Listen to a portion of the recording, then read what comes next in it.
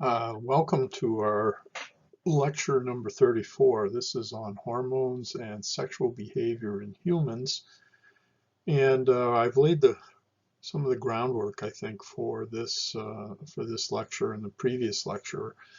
And I think probably the single most important thing that I hope you took away from that is that in lower animals, there's really a very strong dependence upon hormones uh, for uh, for this behavior in both males and in females. And there's hormonal effects that are occurring during early life, as well as, we call those organizational effects, and there are hormonal effects that occur later on in life, meaning during pubertal and adult life. So one of the things that we want to do is we want to explore whether or not these same kind of hormonal factors that have been identified in lower animals also hold true for the case of the human being. So let's begin to explore. When we take a look at sexual behavior in humans and the possible contribution of hormones, one of the things that we have to acknowledge is that there are very important methodological and ethical problems involved with this kind of research. I mean, it's simply not the case that we can directly observe sexual behavior, again, for ethical reasons. It's also obviously unethical to surgically operate, for example, on a male or a female and have their testes removed, or in the case of the male, or the ovaries removed in the case of a female, and study, what happens in terms of their sexual activity. So what we have to rely on oftentimes is imperfect situations. Sometimes it involves working with patients that are suffering from a particular medical disorder which might short circuit their production of hormones, or might elevate their production of hormones. So we have, less than perfect ways of studying this. So that being said, let's take a look at some of the things that we do know and some situations that we can study. For example, one of the things that we can study is what happens in females during menopause and after menopause. What happens in a female that, for example, loses her source of ovarian hormones, perhaps because of a premenopausal ovariectomy, which is due as a consequence of maybe some kind of a precancerous condition. So we can compare, for example, sexual arousal, sexual behavior in females prior to menopause and after menopause. If hormones are playing a role, we would expect to see a very sharp decline occurring in a female that has gone through menopause, where hormones are shutting down. Or in the case of a premenopausal ovariectomy, what happens in terms of the sexual behavior in the female. There have been a number of studies that have been done along those lines, and generally what they indicate is that there's very little change that occurs in females' level of sexual arousal and sexual behavior when the ovaries are removed for some kind of a, let's say, a precancerous condition. A premenopausal ovariectomy is performed. No change in sexual attitudes and sexual behavior, and generally no change following menopause in the female. So that would lead you to think that the human female is very different from that of lower animals in terms of hormonal contributions. There's also some very interesting work, though, that suggests that in the female, a hormone that is contributing to sexual arousal is actually the male hormone that is secreted by the adrenals. Now, this seems a little bit confusing, but let me explain. The adrenal gland in the female does secrete a small amount of the male hormone testosterone. And there's some interesting studies that have been done showing that females who have had their adrenal glands removed do show a decline in their level of sexual interest. These studies are confusing. Not so confusing when you consider that some cases of sexual dysfunction in females are actually treated by giving them very low levels of the male hormone testosterone. But confusing because these studies generally are ones in which females have had their adrenal glands removed and their ovaries removed because of a precancerous condition. This is terribly complicated in terms of interpretation because the mental behavioral consequences that might emerge from having a cancerous condition, that in and of itself might be impacting the desire to want to engage in sexual behavior. So this is a confusing area, but one in which there is some data, clinical data, showing that we can actually treat females who are experiencing sexual dysfunction by giving them small amounts of male hormone testosterone. There's also evidence, however, that hormones may be playing what I would call a modulatory role in terms of sexual arousal. And this data, I think, is very interesting. For example, there are studies that have been done in which women have been asked to keep track by way of a diary, keep track of whether or not they engaged in sexual behavior in the previous 24-hour period. And these are all women that were cycling normally, normal 28-day cycles. And whether or not they experienced orgasm, and indeed they were asked to rate their level of sexual arousal on a 1 to 10 scale, with 10 being the highest and 1 being the lowest. And those studies are very interesting because they indicate that females tend to have the highest levels of sexual arousal at the time of ovulation. That's the time at which a female, of course, is producing an egg, and if she engages in sexual activity with a male, indeed can, the developing egg can be fertilized. So indeed, this is very interesting. There's also some interesting studies that have been done on female-initiated sexual activities during the monthly cycle.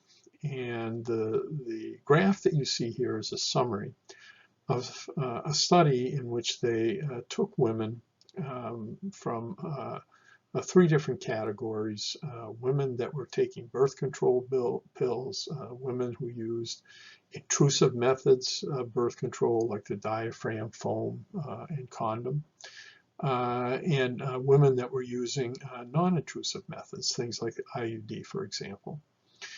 And if you take a look at the top part of this graph, again, this shows what happens over the cycle of the female. And in this shaded area that we see here, this is the time of ovulation. This is when an egg is being produced, and you're getting those dramatic changes in estrogen and progesterone. What you see is that in terms of autosexual activities, that is self-directed sexual activities, masturbation, what you see is elevations that occur in terms of these autosexual activities, which indicate that the female is sexually aroused during the period of ovulation, and less so at times outside of ovulation. If you take a look at heterosexual behaviors, that is female heterosexual initiated behaviors, you see the same kind of elevation that occurs. Again, you get this flattened kind of situation in the case of females that are using birth control. So you're not seeing those really pronounced kind of fluctuations in estrogen and progesterone. So this is very interesting. I mean, if you take those studies in combination with the ones that I described previously, where females were doing, self-reports, keeping a diary. I mean, it's a very strong indication that even though you don't have the exact same situation that you see in the case of lower animals, where it's really all or nothing, estrogen and progesterone do appear to modulate the sexual arousal of the female. So it's a very interesting study to keep in mind. When we take a look at the male, I think, many of us are familiar with the wonderful work that was done by Johnson and Masters and Kinsey, which kind of, broke a lot of barriers in terms of the study of human sexual responses. But really, none of these researchers knew anything about, didn't investigate the possible contribution that hormones may be playing in human male sexual activity. There's some older work that was done over in Scandinavian countries, in particular in Sweden and in Norway, in men that were legally castrated. And what they found in those males was highly variable effects. Some males showed a very rapid decline in their level of sexual arousal. Other males showed no change whatsoever. And this is curious. I mean, this is very interesting. But think about this: you're relying upon self-reports. You're relying upon these individuals to tell the truth, and indeed, many of these individuals simply may have been unwilling to admit to changes in their own level of sexuality. So those studies are really ones that we can't depend upon at all. But there is a clinical condition which is called hypogonadism in males, in which males have a much lower than normal level of testosterone that's in circulation. And many of those males show a very pronounced disinterest in sexual activities. This is a condition that clinically is treated by way of testosterone therapy, by giving males injections of testosterone, or having them wear patches that release testosterone. And what they find is that treatment of these hypogonadal males with testosterone actually elevates their level of sexual interest. So even though we don't have something that's identical, that's comparable to what we see in the case of lower animals, I think clearly what we see is that levels of sexual arousal and sexual interest are at least modulated by the hormone testosterone. So those findings, I think, are very interesting, especially in light of what we know in the case of lower animals. Now turn our attention to some interesting clinical syndromes. And one I want to talk about that was studied very carefully back in the 60s and 70s by John Money, leading clinical endocrinologist. And it's something that's called Progestin-induced hermaphroditism. Now let me tell you how this particular condition came about.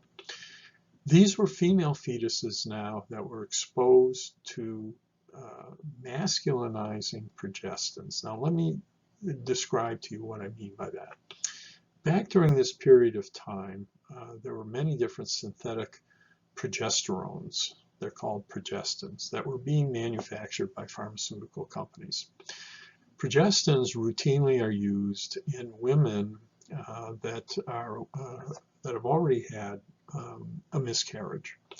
And the reason why is these progestins work very well in terms of supporting the developing fetus. Many miscarriages are due as a consequence of the fact that progesterone gets very low, and that those low levels of progesterone really put the female at risk in terms of carrying her fetus to term. So these women now that are at risk, okay, they're having they're pregnant again, and because of their at-risk situation, they were automatically put on these synthetic progestins. Well, as it turns out, they were not studied carefully enough by these pharmaceutical companies, and many of these synthetic progestins that were being produced had masculinizing properties. In other words, they were acting like the male hormone testosterone. Indeed, they were so masculinizing that at the time that these female fetuses were born, there was masculinization of their external anatomy. In other words, the clitoris was enlarged and was almost penis-like in appearance. Surgical correction was done at the time of birth, and these females were, genetic females were indeed raised as females. And John Money carefully studied these women as they developed, and one of the things that they found was that their behavior oftentimes was like that of males. They were described as being like tomboys. They have very high levels of energy expenditure, which is very characteristic of males. They liked male kind of clothing. There was an absence of maternalism. That is, when given the opportunity to care for younger children or to play with dolls, for example, they openly rejected that. Many of them desired having a non-domestic career versus getting married. They showed pronounced delays in dating. You know, these are interesting observations. We can't really conclude too much from them. One of the things that we know is that their parents indeed may have been overcompensating. They knew full well what the story was, that indeed their offspring indeed may have been masculinized because of these synthetic progestins. You know, to conclude that their behavior had been masculinized as a consequence of exposure to those progestins, and those progestins were masculinizing the brain in a male fashion. That's not something that we can have a lot of confidence in terms of making a conclusion. So we have to be very careful about this work of John Money on this particular syndrome. Later on, another researcher by the name of June Reinisch conducted some other work in which she scoured the country for females who were treated with these synthetic progestins during their pregnancy while they were carrying females. And the massive kinds of doses that were used in those previous studies that previous study of John Money that I talked about, it was a much lower level of these progestins, and it didn't produce this external kind of masculinization. So again, the females were exposed to the progestins during prenatal life. The progestin exposure did not result in external virilization. And what Reinisch did was to study the personality and the attitudes of these genetic females, again, treated with these progestins, okay, while they were in utero, okay. And what she finds, for example, she administered the MMPI to these individuals and found that their personality, their attitudes were really similar to that of males. Talk about one aspect of this in which she confronted these females, both the females that had been treated in utero with the progestins as well as females that had not been treated. Part of it was an assessment of their potential to exhibit aggression. And consider the following situation. You're in line at a movie theater waiting to see a very popular movie, and all of a sudden someone butts in front of you. What do you do? Well, here's what happens in the case of a normal male. A male who experiences someone butting in front of them is likely to exhibit either verbal or physical abuse towards that person. Okay. That's a normal male thing to do. What a normal female does is the opposite of this. I mean, a normal female in this situation, if someone butts in front of them, they either do nothing, they ignore it, or they might appeal to the manager of the movie theater.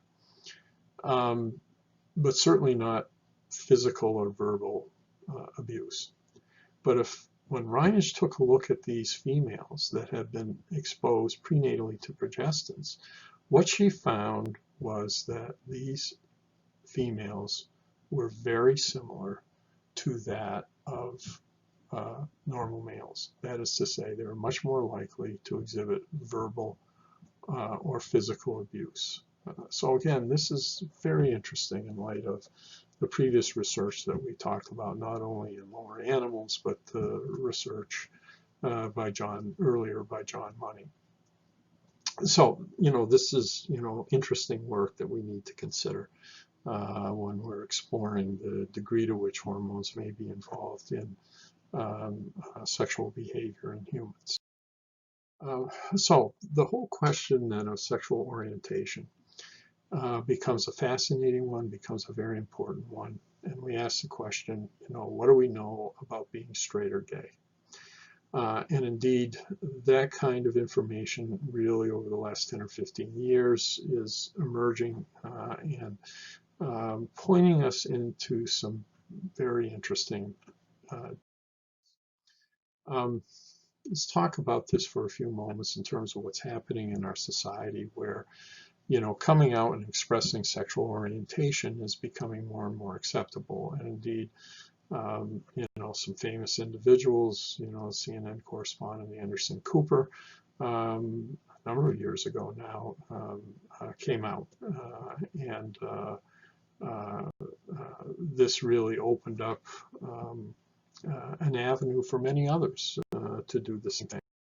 You take a look, for example, at one of the biggest areas of controversy. Same-sex marriage is incredibly controversial in our society, and indeed in many societies. There's some famous married lesbian couples, Ellen DeGeneres, for example, the celebrity Elton John. This is an issue in many societies. It's a political issue, it's a social issue, it's a civil rights issue, it's a religious issue. So recognition of same-sex marriage is something that really crosses into a number of these very important social issues in our society and other societies. Same-sex marriage is not universally recognized. It is allowed in some countries that you see there. Recently, obviously, has become recognized here in our country, but in different states it can mean different things.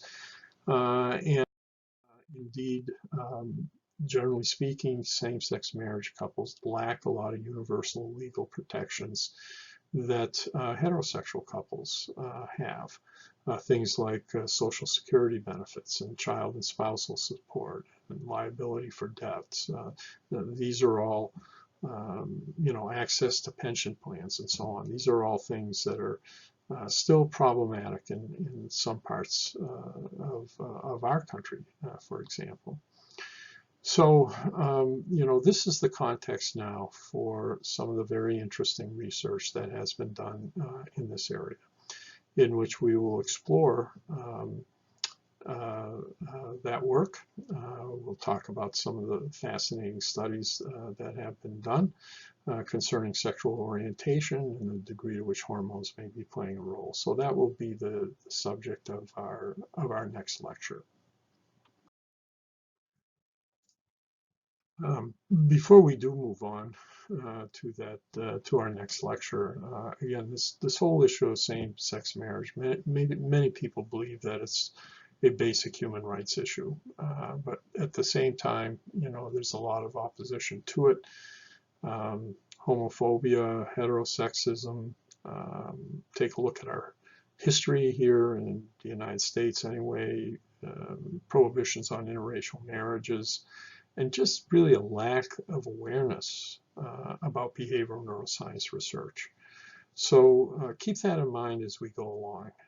And again, in our next lecture, we'll be talking about some of the fascinating work that has been done in this area, which really helps us to understand the biology of sexual orientation.